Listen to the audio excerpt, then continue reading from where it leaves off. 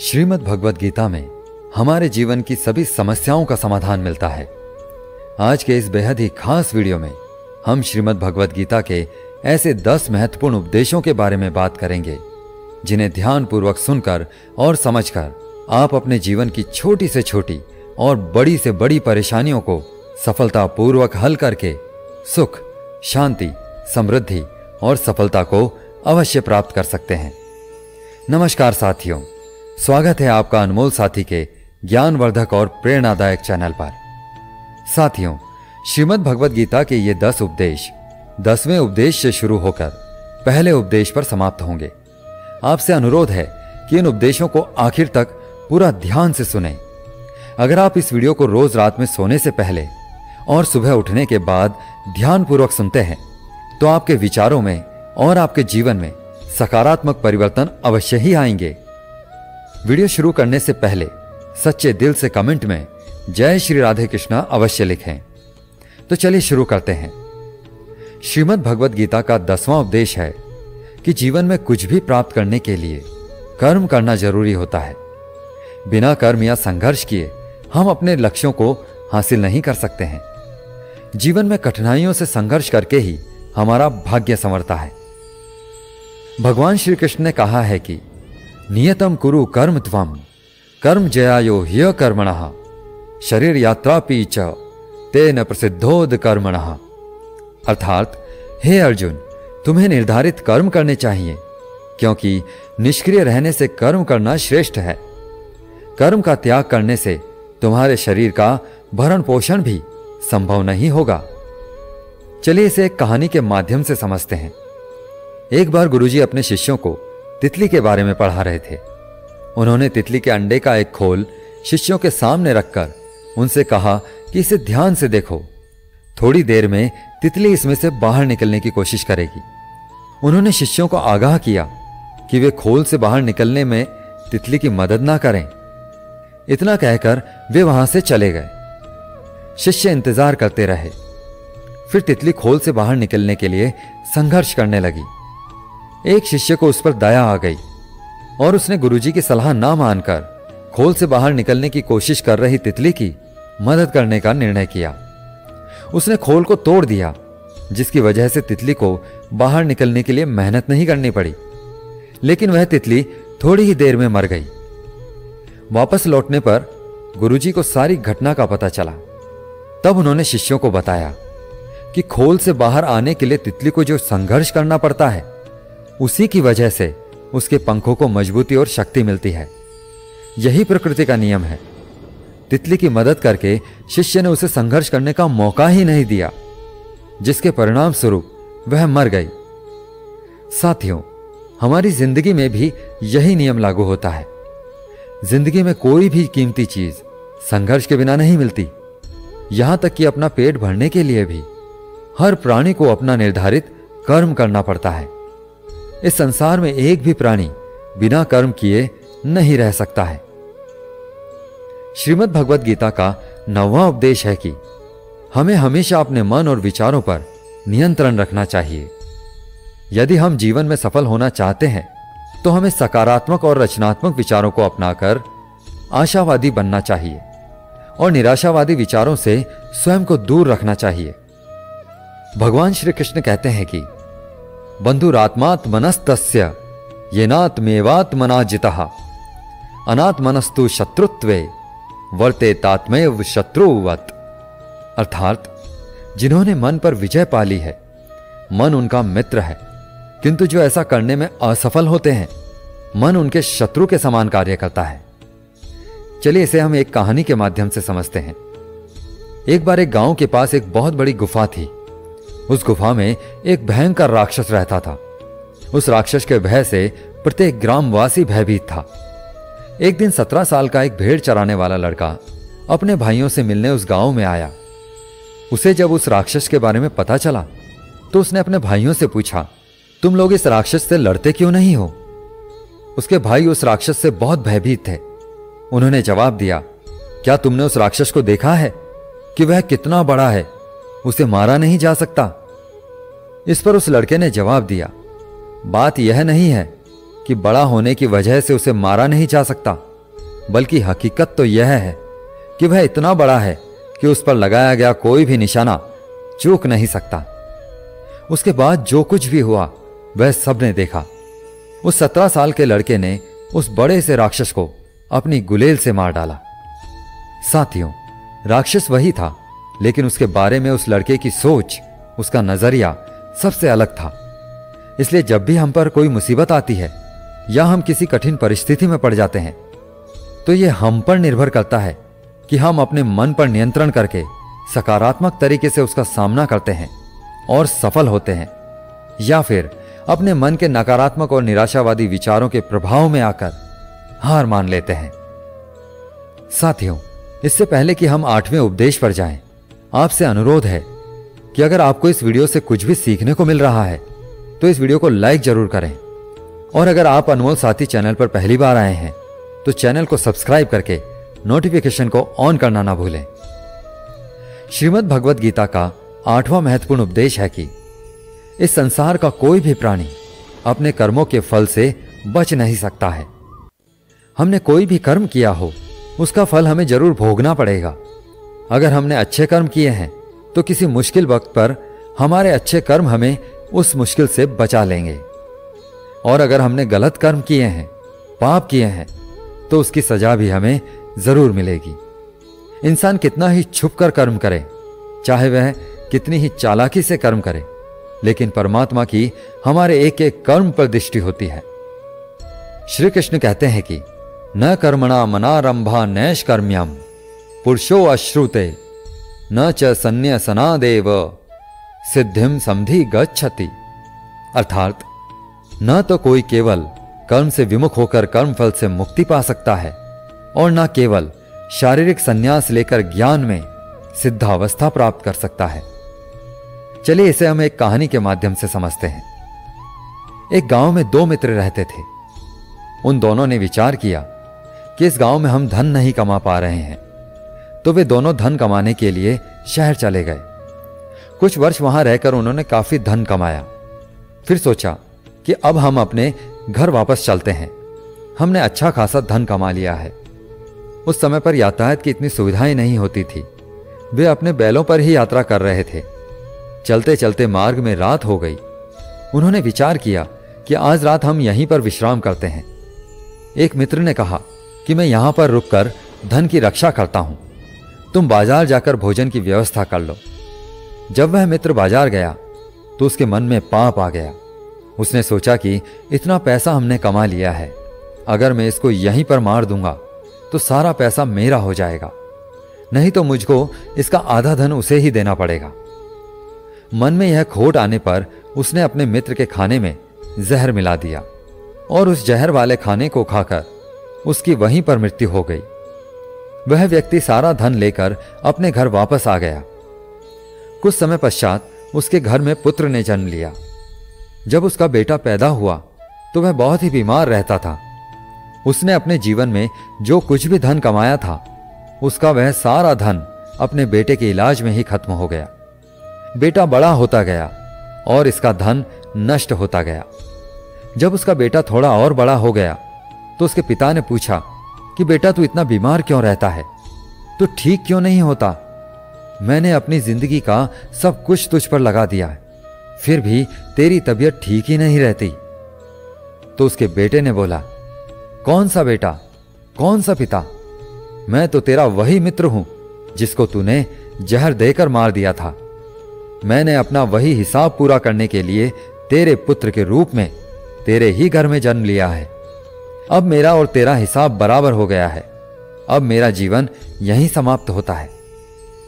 साथियों, श्रीमद् भगवद गीता का यह उपदेश हमें सिखाता है कि कोई अपने आप को कितना भी चालबाज समझता हो, होशियार समझता हो, लेकिन अगर उसने गलत कर्म किया है तो आज नहीं तो कल उसे उसका फल भोगना ही पड़ता है। कोई भी व्यक्ति अपने किए हुए कर्म के फल से बिना उसको भोगे कभी छूट नहीं सकता। श्रीमद् भगवद गीता का 7वां महत्वपूर्ण उपदेश है कि संसार का प्रत्येक प्राणी सुख और शांति की कामना करता है, लेकिन हमारे जीवन में दुखों का सबसे बड़ा कारण हमारी अपनी इच्छाएं ही होती हैं।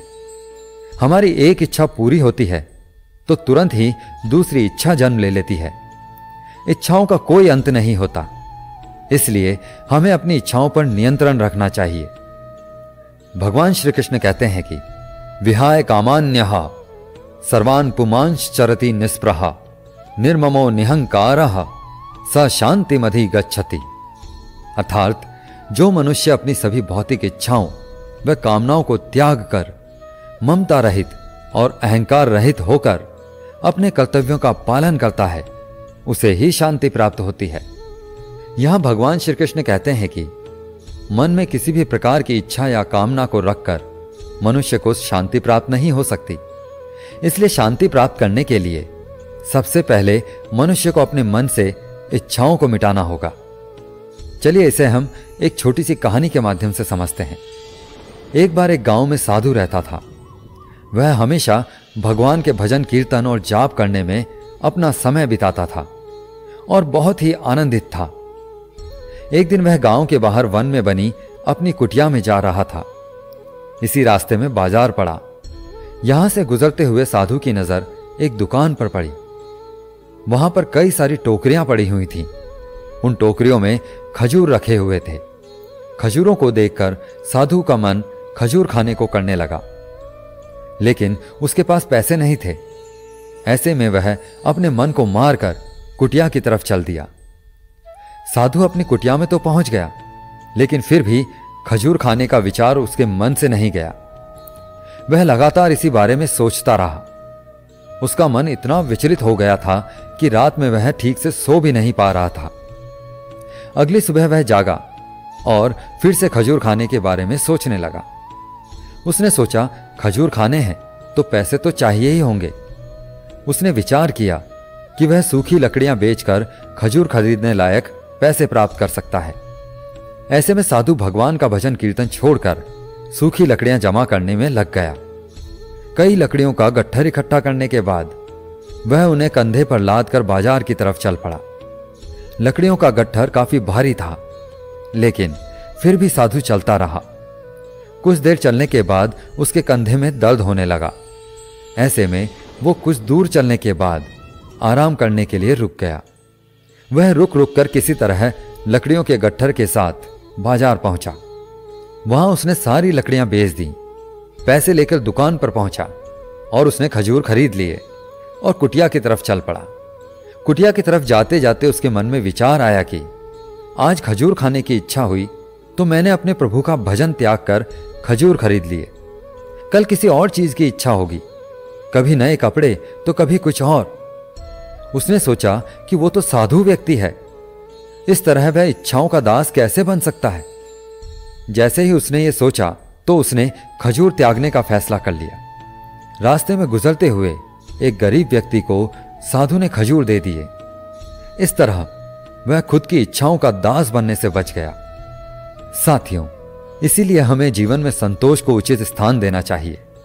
यद्यपि हम हमारी इच्छाओं का पूर्ण रूप से त्याग नहीं कर सकते, परंतु फिर भी जहां तक हो सके हमें अपनी इच्छाओं को सीमित करना चाहिए और व्यर्थ में परेशान होने की जगह जो हमारे पास है उसमें ही संतोष रखना चाहिए। श्रीमद् भगवद गीता का 6वां उपदेश है कि किसी के प्रति मोह होना हमारे दुखों का कारण होता है। हमारी जिंदगी के सारे दुख, सारी तकलीफें, सारी चिंताएं वहीं से आते हैं जहां हमारा मोह होता है, अपनापन होता है कि यह मेरा है, यह मेरा अपना है। यहीं से हमारी जिंदगी में दुख आना शुरू हो जाते हैं। इसे एक छोटी सी कहानी के माध्यम से समझते हैं। एक व्यक्ति के पास एक बहुत बड़ा महल था। उसने जिंदगी भर की सारी संपत्ति लगाकर उस महल को बनाया था। आसपास के गांवों के कई लोग उसके महल को देखने आते थे।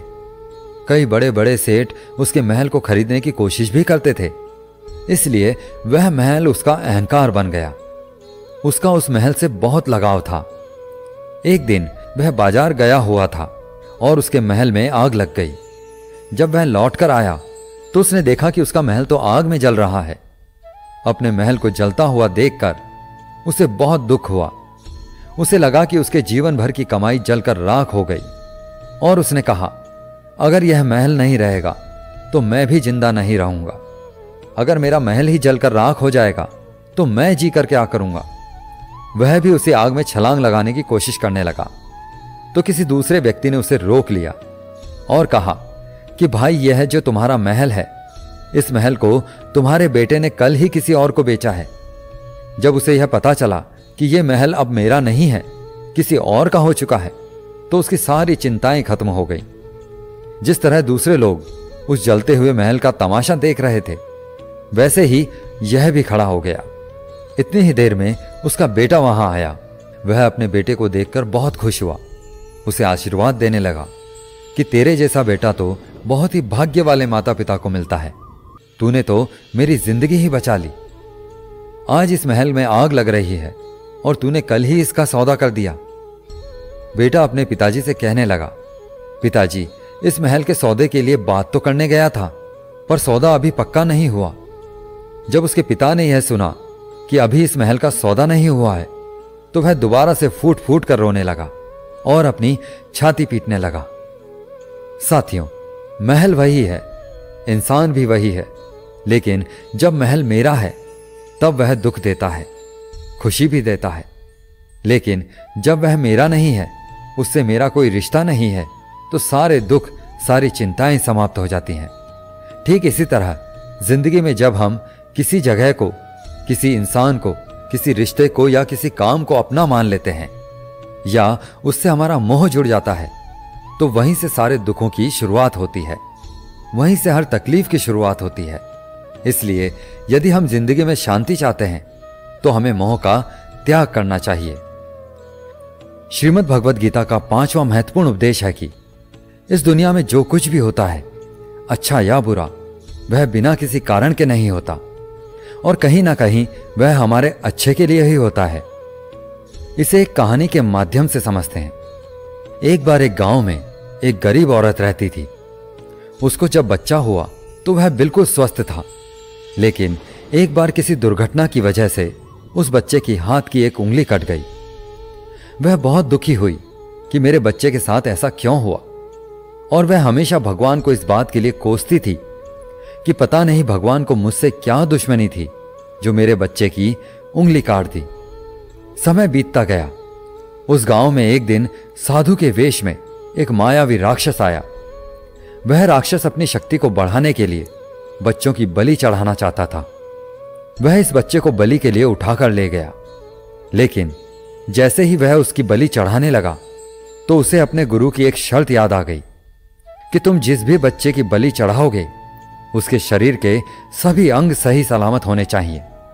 लेकिन उस बच्चे की उंगली कटी हुई थी, जिसके कारण मजबूर होकर उस राक्षस को उस बच्चे को जिंदा छोड़ना पड़ा। और उस दिन उसकी मां को यह एहसास हुआ कि अगर मेरे बच्चे की उंगली नहीं कटती तो आज वह जीवित नहीं रहता। उसने ईश्वर का बहुत धन्यवाद कहा। साथियों, जीवन में कई बार हमें तकलीफों का सामना करना पड़ता है। तब हमें लगता है कि हमारे साथ ही ऐसा क्यों हो रहा है, लेकिन समय के गुजरने के साथ साथ हमें यह एहसास भी होने लगता है कि जो हुआ अच्छा हुआ। श्रीमद् भगवद गीता का 4था महत्वपूर्ण उपदेश है कि क्रोध विवेक का नाश कर देता है। जिस इंसान को बात बात पर क्रोध आता है, सुख और शांति उसके जीवन में कभी नहीं आ सकते, क्योंकि जो इंसान बहुत ज्यादा क्रोधी होता है उसके सारे मित्र उसे छोड़कर चले जाते हैं। वह अपने मन में भी दर्द और तकलीफ लेकर ही जीता रहता है। क्रोध से वह स्वयं को तो नुकसान पहुंचाता ही है, साथ ही साथ वह अपने रिश्तेदारों के मन को भी आहत करता है। इसे हम एक छोटी सी कहानी के माध्यम से समझते हैं। एक बार एक राजा अपने पुत्र के व्यवहार से बहुत दुखी था। उसके पुत्र को बहुत गुस्सा आता था, बात बात पर गुस्सा आता था। जब उसे गुस्सा आता तो वह यह नहीं देखता था कि सामने कौन है, और जो उसके मन में आता वह कुछ भी बोल देता। राजा को समझ में नहीं आ रहा था कि वह क्या करे। उन्होंने बहुत सी कोशिशें की अपने पुत्र को समझाने की, लेकिन उस पर कोई असर नहीं हुआ। एक दिन राजा उसे गुरुदेव के पास लेकर गए। गुरुदेव ने राजा की सारी बातों को सुना और उनको बोला कि आप चिंता मत करो, आने वाले कुछ दिनों के अंदर अंदर इसका गुस्सा पूरी तरीके से खत्म हो जाएगा। राजा ने गुरु को प्रणाम किया और पुत्र को गुरु के पास ही छोड़कर वापस लौट आए। अगले दिन गुरुदेव उस शिष्य को एक कुटिया में लेकर गए और कहा, तुम्हें जब भी गुस्सा आए तो तुम यहां से एक कील लेकर उस दीवार में ठोक देना। शिष्य ने पूछा, इससे क्या होगा गुरुदेव? गुरुदेव बोले, वो तुम्हें जल्दी ही पता चल जाएगा। शिष्य ने बिल्कुल वैसा ही किया। उसे जब भी गुस्सा आता तो वो उस कुटिया में जाता और एक कील दीवार में ठोक आता। जैसा कि उस शिष्य को बहुत गुस्सा आता था तो पहले ही दिन वहां पर 10 से ज्यादा कीलें लग गई, लेकिन उन कीलों को गाड़ने के लिए उसको बार बार लंबी दूरी चलकर उस कुटिया में जाना पड़ता था। तो उसने सोचा कि जितनी मेहनत उसे कुटिया में जाने और कील लगाने में करनी पड़ती है, उससे कम मेहनत में मैं अपने गुस्से पर नियंत्रण कर सकता हूं। अगले दिन उसने 8 कीलें लगाईं, उसके अगले दिन 6, फिर 4, फिर 3, फिर 2, फिर एक दिन ऐसा भी आया जब उसे बिल्कुल भी गुस्सा नहीं आया और एक भी कील दीवार में नहीं लगी और वह बहुत खुश हो गया। खुशी खुशी गुरुदेव के पास गया और जाकर उनको बताया कि आज मैंने एक भी कील उस दीवार में नहीं गाड़ी है, क्योंकि मुझे आज एक बार भी गुस्सा नहीं आया। गुरुदेव ने उसे शाबाशी दी और उसके साथ कुटिया में जाकर दीवार के सामने खड़े हो गए और शिष्य से कहा कि अभी तुम्हारी शिक्षा खत्म नहीं हुई है। शिष्य ने पूछा, गुरुदेव अब मुझे क्या करना है? गुरुदेव ने कहा कि अब जिस दिन भी तुम्हें बिल्कुल भी गुस्सा नहीं आए, उस दिन तुम यहां आकर इन कीलों में से एक कील को वापस उखाड़ लेना। शिष्य ने वैसा ही किया, लेकिन कीलें बहुत ज्यादा थी तो उसे उन सारी कीलों को बाहर निकालने में 1 महीने से भी ज्यादा का समय लग गया। लेकिन एक दिन ऐसा आया जब सारी कीलें दीवार से बाहर निकल गईं। फिर वह शिष्य बहुत खुश होकर अपने गुरुदेव के पास जाकर के बोला, अब उस दीवार में एक भी कील नहीं है। गुरुदेव ने राजा और रानी को वहां बुलवाया और शिष्य को लेकर सभी के साथ उस कुटिया में पहुंचे। उस दीवार के सामने जाकर खड़े हो गए। उन्होंने देखा कि दीवार में एक भी कील नहीं है। फिर गुरुदेव ने शिष्य से पूछा, क्या तुमको इस दीवार पर कुछ नजर आ रहा है? तो शिष्य ने कहा, नहीं गुरुदेव, मैंने तो सारी कीलें बाहर निकाल दी हैं, अब वहां पर कुछ भी नहीं है। गुरुदेव ने कहा, ध्यान से देखो, शायद कुछ नजर आए। शिष्य ने दोबारा देखा और कहा, गुरुदेव, मैंने जो कीलें वहां पर गाड़ी थीं और उन्हें बाहर निकाली हैं, उनके निशान दीवार पर नजर आ रहे हैं। गुरुदेव ने कहा, जैसे तुमने दीवार में कील गाड़ कर वापस निकाल तो ली, लेकिन उसके निशान दीवार पर ही रह गए। ठीक इसी तरह से होता है जब तुम गुस्सा करते हो। जब तुम गुस्सा करते हो अपने माता पिता पर या किसी पर भी, तो उनके दिल पर चोट लगती है, उनको दर्द होता है और वहां पर एक निशान रह जाता है। फिर उनसे चाहे जितनी मर्जी माफी मांग लो, उस निशान को तुम चाहकर भी मिटा नहीं सकते। यह सुनकर शिष्य को अपनी गलती का एहसास हुआ और वह रोने लगा और अपने माता पिता से लिपट कर बोला कि मैं आज के बाद कभी गुस्सा नहीं करूंगा। साथियों, जो इंसान अपने क्रोध को नहीं संभाल सकता, वह इंसान जीवन में कुछ भी नहीं संभाल सकता। क्रोधी इंसान का कोई मित्र नहीं होता। हर इंसान क्रोधी इंसान से दूर भागता है।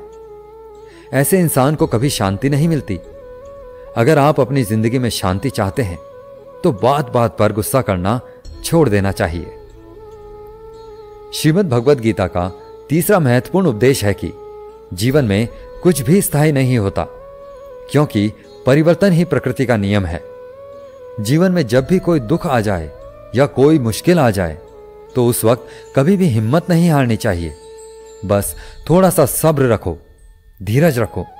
जो इंसान मुश्किल समय में खुद को संभाल कर दिमाग को शांत रखकर चलता है, वही इंसान दुखों को और मुश्किलों को आसानी से पार करके आगे जाता है। इसे हम एक कहानी के माध्यम से समझते हैं। एक धनी आदमी अपने गुरु के पास जाता है और गुरुजी से जाकर बोलता है, गुरुजी, आजकल हमारा व्यापार तो अच्छा खासा चल रहा है, पर समय का कोई भरोसा नहीं है। अगर मुझे कभी जीवन में कोई मुश्किल आ जाए या कोई बुरा वक्त आ जाए तो उस वक्त के लिए मुझे कोई ऐसा मंत्र दीजिए या कोई अच्छा सा उपदेश दीजिए कि मुझे उस बुरे वक्त से बाहर कैसे निकलना है। तब गुरु ने उस धनी आदमी को एक ताबीज बांध कर दिया और कहा, इस ताबीज में मैंने एक शक्तिशाली मंत्र लिख रखा है। जब भी तुम्हारी जिंदगी में बहुत बुरा वक्त आ जाए, जीवन में बहुत बड़ा तूफान आ जाए और उस वक्त तुम्हें लगे कि इससे बुरा तो अब कुछ हो ही नहीं सकता, उस समय पर ताबीज को खोलकर जो मंत्र मैंने लिखा है उसे पढ़ लेना।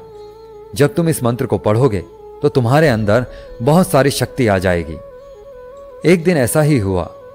उस धनी व्यक्ति के व्यापार पर दूसरे बड़े व्यापार वाले का बहुत बड़ा असर पड़ गया। उस वजह से इस धनी व्यक्ति की ऐसी स्थिति हुई कि उसे अपना व्यापार बंद करके अपने कुछ लोगों के साथ शहर को छोड़ना पड़ा। उस समय वह धनी व्यक्ति बहुत ही दुखी था। उसे अचानक याद आया और वह विचार करने लगा कि गुरुजी ने मुझे ताबीज दिया था। गुरुजी बोले थे, जब भी जिंदगी में बहुत बुरा वक्त आएगा तब इसे खोलकर पढ़ लेना। इसके अंदर जो शक्तिशाली मंत्र लिखा हुआ है वह मेरे अंदर बहुत सारी शक्ति भर देगा। धनी व्यक्ति ने विचार किया कि इससे बुरा समय और क्या हो सकता है। उसने सोचा कि यही समय है उस मंत्र को पढ़ने का। उसने गुरुजी का दिया हुआ वह ताबीज खोला और उस मंत्र को पढ़ने लगा। उसके अंदर लिखा हुआ था कि चिंता मत कर, यह वक्त भी गुजर जाएगा। इस मंत्र को पढ़कर धनी व्यक्ति के मन में एक शांति का एहसास हुआ और उसमें एक शक्ति सी आ गई, विश्वास जाग गया। तब उसे एहसास हुआ कि यह जो बुरा वक्त है यह भी टिकने वाला नहीं है, यह भी आज नहीं तो कल निकल ही जाएगा। इसलिए मुझे हिम्मत नहीं हारनी चाहिए, मुझे वापस से अपना व्यापार खड़ा करना होगा। और उस व्यक्ति ने वापस अपने सारे कामगारों को इकट्ठा किया और पहले से ज्यादा हिम्मत और मेहनत करके फिर से अपने व्यापार को खड़ा किया। साथियों, अपने जीवन में स्थिति चाहे कितनी भी बुरी क्यों ना हो, वह स्थिति हमेशा के लिए नहीं रहने वाली, वह भी एक दिन गुजर ही जाएगी। ऐसे समय में कभी भी दुख और चिंता नहीं करनी चाहिए, बल्कि मन में यह विश्वास रखना चाहिए कि यह वक्त भी एक दिन गुजर जाएगा। श्रीमद् भगवद गीता का दूसरा महत्वपूर्ण उपदेश है कि जो इंसान अपनी रक्षा खुद नहीं कर सकता, उसकी रक्षा भगवान भी नहीं कर सकते। श्री कृष्ण अर्जुन से कहते हैं कि हे अर्जुन, तू हर काल में मेरा स्मरण करते रहना और युद्ध भी करते रहना। तो अर्जुन ने श्री कृष्ण से पूछा कि यह युद्ध तो कुछ ही दिनों में समाप्त हो जाएगा, लेकिन आप कह रहे हैं कि तू हमेशा मेरा स्मरण करते रहना और युद्ध करते रहना। हमेशा युद्ध करने से क्या तात्पर्य है? तो श्री कृष्ण ने अर्जुन से कहा, यह जीवन ही रणभूमि है। इस जीवन में सुख दुख आते ही रहेंगे और तुझे उनका डटकर मुकाबला करना है। श्री कृष्ण ने यह कभी नहीं कहा कि तू चुप करके बैठ जाना और तेरी जगह मैं लड़ाई करूंगा। बहुत गहराई है गीता के इस ज्ञान में। हमारे जीवन की डोर भी ईश्वर ही संभाल कर बैठे हैं, लेकिन युद्ध हमें ही करना है, कर्म हमें ही करना है। ईश्वर को हमें याद करना है कि हे ईश्वर, मुझे शक्ति देना, मुझे समझ देना, मुझे बुद्धि देना, ताकि मैं अपनी जिंदगी की सारी लड़ाइयां जीत सकूं, मैं जिंदगी में सही मार्ग पर चल सकूं। लेकिन आपको अपनी लड़ाई खुद ही लड़नी पड़ेगी। जो लोग यह कहते हैं कि हम कुछ नहीं करेंगे, सब कुछ ईश्वर ही करेंगे, तो वो कहते हैं ना कि आलसी इंसान को देखकर तो भगवान भी घबरा जाते हैं कि यह कुछ नहीं करने वाला। भगवान ने बुद्धि दी है, समझ दी है। ईश्वर हमको प्रेरणा देते हैं, शक्ति देते हैं, लेकिन हमको अपनी रक्षा स्वयं ही करनी पड़ती है। श्रीमद् भगवद गीता का पहला महत्वपूर्ण उपदेश है कि जिसके साथ सत्य और ईश्वर की शक्ति है, चाहे सारी दुनिया उसके खिलाफ ही क्यों ना हो जाए, लेकिन अंत में जीत उसी की होती है। आपको बस परमेश्वर पर पूर्ण श्रद्धा और विश्वास रखना चाहिए। 18 अध्यायों के 700 श्लोकों में से आखिरी श्लोक है कि यत्र योगेश्वरः कृष्णो यत्र पार्थो धनुर्धरः तत्र श्री विरजयो भूतिर्धुर्वा नीतिमतिर्मम। अर्थात जहां योग के स्वामी कृष्ण और श्रेष्ठ धनुर्धर अर्जुन है, वहां निश्चित रूप से अनंत ऐश्वर्य, विजय, समृद्धि और नीति है। ऐसा मेरा निश्चित मत है। धृतराष्ट्र बार बार संजय से पूछता था कि बताओ युद्ध में कौन जीत रहा है, कौन हार रहा है, क्योंकि उसे विश्वास था कि भीष्म पितामह मेरे पक्ष में है गुरु द्रोणाचार्य भी मेरे पक्ष में है और यहां तक कि कर्ण भी मेरे पक्ष में है, तो भला हमें कौन हरा सकता है। लेकिन श्रीमद् भगवद गीता के इस अंतिम श्लोक में संजय धृतराष्ट्र को सूचित करते हैं कि इस युद्ध का एक निर्णय यह हो सकता है कि विजय हमेशा उसी पक्ष की होगी जहां भगवान और उनके अनुयायी हैं, और इसलिए अच्छाई, प्रभुता और समृद्धि भी वही होगी। असत्य के पास चाहे कितनी भी शक्ति क्यों ना हो, लेकिन सत्य और ईश्वर जिसके साथ खड़े हो जाएं, उसे दुनिया में कोई भी नहीं हरा सकता। इसे हम एक कहानी के माध्यम से समझते हैं। एक बार की बात है, ऋषिकेश में गंगा के किनारे एक संत रहा करते थे। वो संत बहुत ही दयालु स्वभाव के थे और नित्य भगवान की पूजा अर्चना करते थे। उन संत के बहुत सारे शिष्य थे जो कि उनके सानिध्य में शिक्षा ग्रहण कर रहे थे। वह संत जन्म से अंधे थे, लेकिन उनका एक नियम था कि वह प्रतिदिन दिन ढल जाने के बाद गगनचुंबी पहाड़ों में सैर करने के लिए जाया करते थे। जब भी वे भ्रमण के लिए जाते तो भगवान का कीर्तन करते हुए जाते और इसी प्रकार वहां से लौट कर भी आते। अपने गुरु को प्रतिदिन ऐसा करता देख उनके शिष्य असमंजस में पड़ जाते कि वे अंधे होने के बावजूद भी ऐसा कैसे कर लेते हैं। एक दिन अपनी जिज्ञासा के चलते एक शिष्य ने पूछा, बाबा, आप हर रोज इतने ऊंचे ऊंचे पहाड़ों पर सैर के लिए जाते हैं, वहां तो बहुत गहरी खाइयां होती हैं और आप तो देख भी नहीं सकते, क्या आपको कभी डर नहीं लगता? कहीं पैर लड़खड़ा गए तो, या कोई जंगली जानवर आ जाए तो, क्या आपको इन सब चीजों से जरा भी भय नहीं लगता? वह संत पहले थोड़ा मुस्कुराए और फिर वहां से चले गए। अगले दिन सुबह उन्होंने अपने शिष्य को भ्रमण के लिए साथ चलने के लिए कहा। पहाड़ों पर चढ़ते समय संत ने शिष्य से कहा, यदि कोई गहरी खाई आ जाए तो मुझे बता देना। ऐसे ही वह दोनों चलते रहे और जैसे ही एक गहरी खाई आई, शिष्य ने संत को इस बारे में बताया और कहा, बाबा, एक गहरी खाई आ गई है। यह सुनकर बाबा ने शिष्य से कहा, अब तुम मुझे इस खाई में धक्का दे दो। बाबा की यह बात सुनकर शिष्य विस्मित होकर चारों ओर देखने लगा। उसने कहा, मैं भला आपको धक्का कैसे दे सकता हूं? ऐसा कुछ करने की तो मैं सोच भी नहीं सकता। शिष्य ने आगे कहा, आप मेरे गुरु हैं, मैं तो अपने किसी दुश्मन को भी इतनी गहरी खाई में नहीं धकेल सकता। संत ने कहा, मैं खुद तुम्हें धक्का देने के लिए कह रहा हूं, यह मेरा आदेश है और यदि तुम इस आज्ञा का पालन नहीं करोगे तो तुम्हें नर्क की प्राप्ति होगी। शिष्य बोला, बाबा, मुझे नर्क भोगना स्वीकार है, किंतु मैं ऐसा बिल्कुल नहीं कर सकता।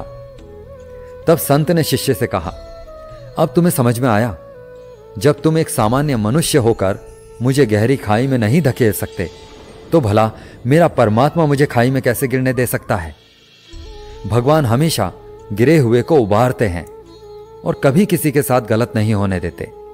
हमारे साथ जो कुछ भी होता है वो सब हमारे कर्मों का ही फल होता है। यह सुनकर शिष्य ने अपने गुरु को प्रणाम किया और इस सीख के लिए उन्हें धन्यवाद दिया। साथियों, इस छोटी सी कहानी से हमें सीख मिलती है कि हमें कभी भी ईश्वर से अपने विश्वास को कम नहीं करना चाहिए।